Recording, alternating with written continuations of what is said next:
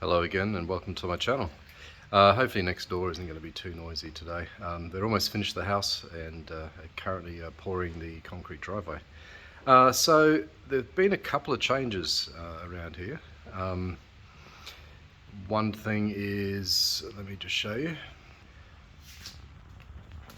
Here's a new entrant. So we have a 1974 Citroen ID.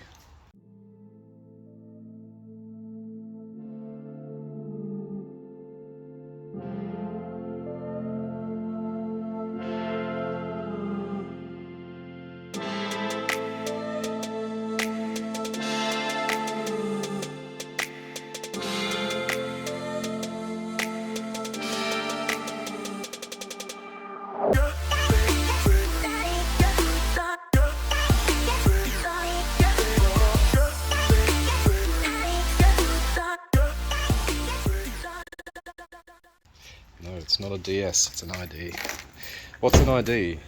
An ID is a DS with some of the extras removed. It's like the Holden Belmont version of a Citroen DS. So the funky power steering, I think, but it's still got all the decent hydraulics going on. What I'm going to do today on this, there was a Mercedes-Benz where this is. The Mercedes is now up at the house and replacing the Tesla. The Tesla, I've sold that. Yeah, FYI people, EVs are a depreciation trap. The Model 3 was worth when I sold it, less than half of what I paid for it. 3 years later, and with only 27 or 28,000 kilometers on it. So yes, the dilemma was, do I sell it now? It's still got heaps of life left. It's got an 8-year warranty on battery. Do I sell it now and cut the losses, or hold on to it? But then I thought, well, if I hang on to it, once it's approaching that warranty, it's going to be worth nothing. So yeah, cut my losses. Sold it for 67,500. So yeah, no good. But anyway, back to the ID. So it's in great condition. There is an issue which I'll tell you about. So he's had the interior retrimmed. I might just sit in here. So this is the armrest which goes between the front seats there. Removable. Here's the issue which I'll talk you through. So this is the paperwork that came with the car. I went to transfer the registration down at the club, and here's the registration papers. It has a very specific VIN or chassis number here. Unfortunately, that doesn't match. I called the previous owner and said, hey, what's going on? This car doesn't have matching number with the registration papers. His response was, well, I bought the car 15 years ago and I haven't checked it in all that time. So in Western Australia, you don't need an annual inspection, nor do you need an inspection when you transfer registration from one name to another, unlike some states in Australia. So effectively, he has plausible deniability that he's never rightfully checked or cross-referenced. But our club is pretty anal with checking numbers, so other clubs will rely upon photographs to transfer registration. But yeah, our clubs bring the car down, we want to look at it. And imagine my surprise when I brought the car down and opened up the paperwork, and he inspected it and said, nah, you're in trouble. There is a solution, not an issue. I'm just going to do back up one step. So I did do what we call a REVS search here in Australia. It's the registry of something vehicles. anyway, submit an inquiry to the register. It comes back whether the car has a financial interest over it, a lien. It also tells you whether the car's been noted as stolen or written off, etc. So yeah, I did that on the chassis number of this car, and it didn't come back with any concerns. So I'm going to start from scratch. We'll do a full registration into Club Rego, which needs a safety inspection. So the issue on the day that I took it in was, and let me take you back into the car.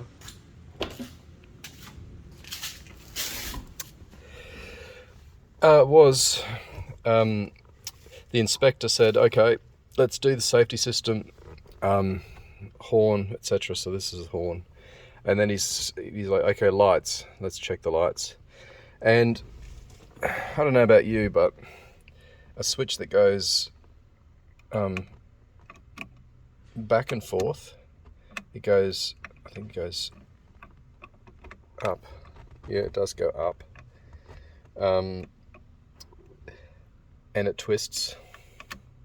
That's lights on, and that's high beam supposedly, or full beam. We couldn't get the main beams to dip up and down, and it wasn't until I got home that I realised that it also pushes in. So yeah, it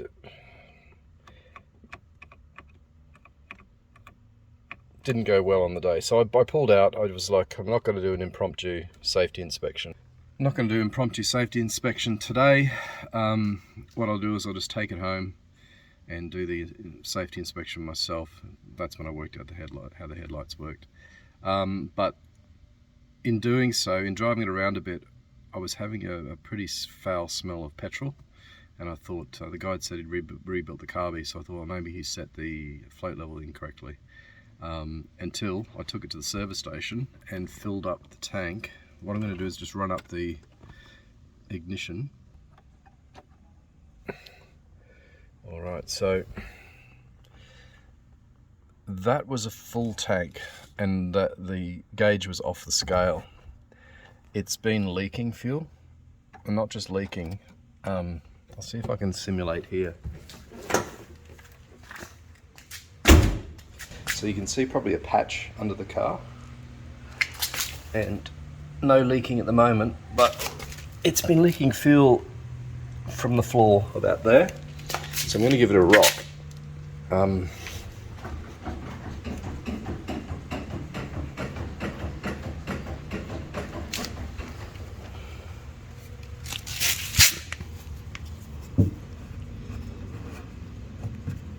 Yeah, I can't see. Certainly smells of fuel. So what I think has happened, and is validated by what you find in the boot, there's a whole bunch of spare parts. I'm not going to go rummaging through here, but there is a fuel tank sender somewhere. He's replaced a sender unit. I think it's probably leaking from there. So I'm going to set up the camera and let's have a look together for this leak. Yeah, so the fuel tank is under the seat in these cars, and it's in a little tub, fully contained under the seat. Now, I'll show you how this comes out. Just look.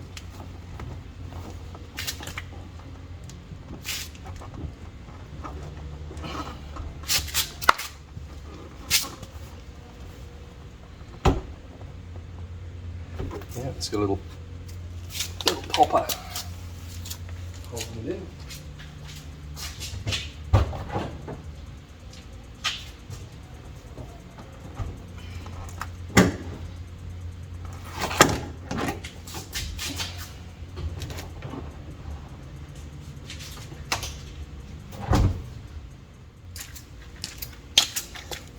Alright, so tank's under here, and it's got these 12 mil, it looks like, 1, 2, 3 across the back as well. So I'm going to put you down while I get that undone. Alright, so bolts are out. but I think this flips forward, and this is the back seat back is going to be in the way. Oh, by the way, REVS is the Register of Encumbered Vehicles. So anyway, we'll get this seat back out and progress from there. Alright, that was pretty straightforward. I hope I'm not going to be one of these people complaining about French cars, because I did actually buy one. The tank cover is ever so slightly held in by seat belts, so it'll be easier just to run those seat belts out. This one looks loose, but it's kind of, doesn't look very factory. Would have had seat belts by law, 1974. And look, I'm straight into the boot. But yeah, I'll get those seat belts out and see if we can't get this cover off. It hinges, looks like it hinges from the front. It's at least, there's a little rolled edge here where it's fed into. Next step. Okay, we're live in the back. The seat bolts are all loose. It'll be because, you can see this one here. I was going to say it's because he didn't have the right spaces, but that has the right spaces. It even has a little fibre washer. Maybe old mate just got impatient about getting things back together. So that's out of the way. That one's out of the way. You can see how they are in the way. That one will be fine as well. Alrighty, I'm going to try and move this thing.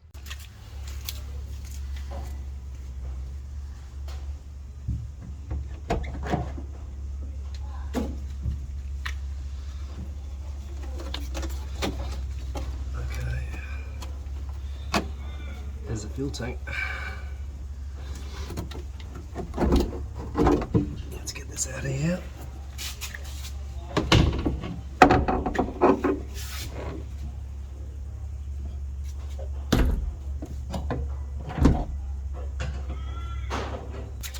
Okay, so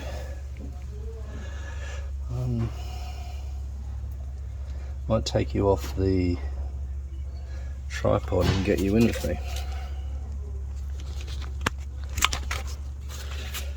What have we got?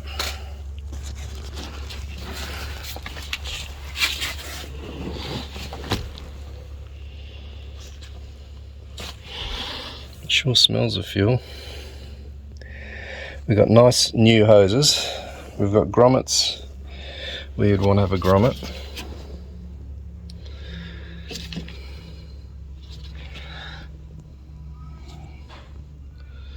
Jeez.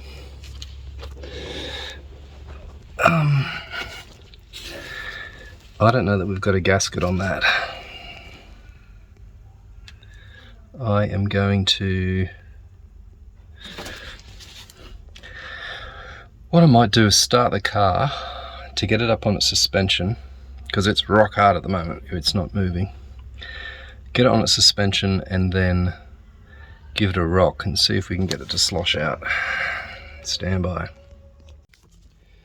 Alright, so she's 4 on the tree. 1, 2, 3, 4. Push and then down for reverse. Neutral. Haven't started in a while. Hopefully we've got fuel up at the...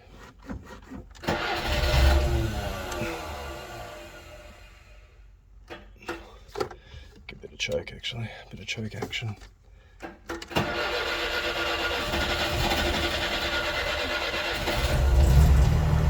Okay. Guess we're gonna run. There we go.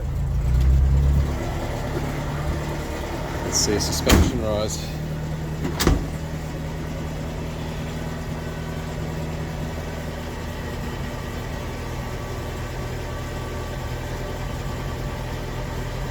Make a clonk noise once it's built up pressure. There you go. Up she goes. So the rear goes up first and then it'll go up at the front.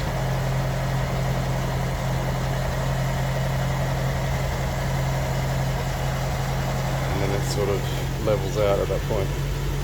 Alright, that's our suspension up. I'll turn the car off and then rock it. Okay, that didn't yield anything. That's just my sweat. It's bloody hot in here. What I think I'm going to do is just take that sender unit out. Just to recap a little bit here. So the fuel's leaking out from that's the puddle on the floor there, and it's dripping from about there. You can see the marking, the tide mark there.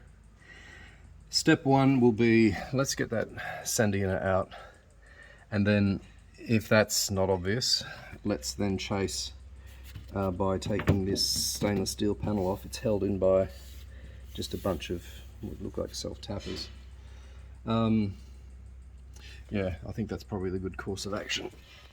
Alright, I've had a bright spark of an idea. If I put some more fuel back in it to prompt that leaking, because at the service station when I filled up it was gushing out straight away. So if I put 5 litres in, we'll see if we can locate a drip. Yeah, may as well do this. Well, this is my logic. Do this rather than start pulling things apart, because it may not be that sender unit. The guy who bought the car off seemed to have a level of aptitude about him. Oh yeah, I see leaking. And you will too. Back on.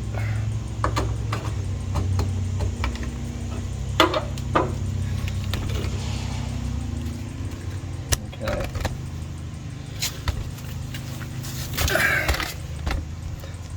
Good camera angle. We'll just get you out of the tripod again. Check this out.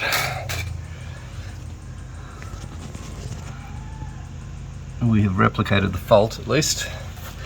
Let's look in here.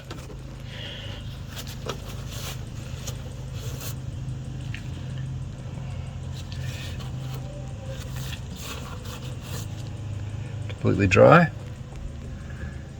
Completely dry.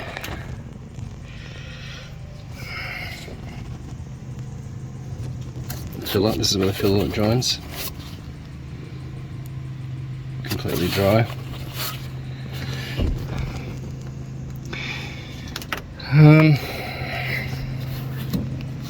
It's definitely completely dry. Let's go under the car. You're not going to see much. I'm just going to work my magic with a Phillips head screwdriver. Yeah, so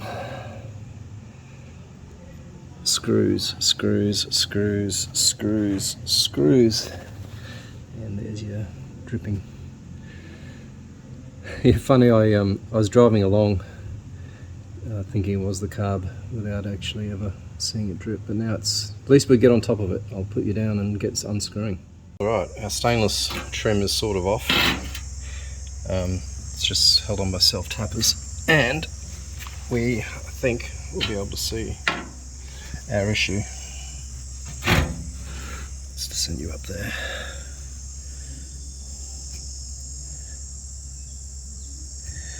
Yes, I'll get my eyeball in there, and we'll see if that's a split hose or something. Right. Well, I should have known when I said to him, the seller, would you drive this car across Australia? He was like, oh, no way. He's honest. Let me show you. Dodgy Brothers strike again.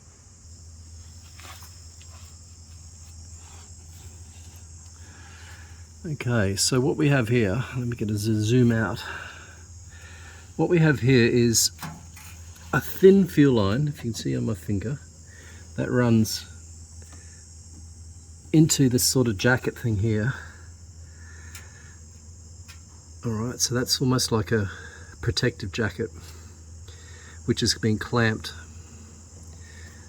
I think it's just so that it can pass through this grommet here without having a chafing hose. This hose is the nice shiny fuel delivery hose from the tank. It stops there. This, the plastic thin hose, has been shoved shoved up the guts of this hose here, and there's no hose clamp on it. So a wing on a prayer. I'm going to grab a hose clamp and put it about there. Maybe the hose clamp fell off. Oh, dear me. Anyway, so I'm pretty confident that with a hose clamp on there, we're going to fix our problem.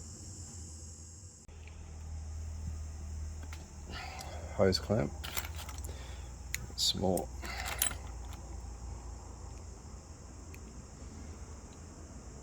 If I straighten that one out, it might work.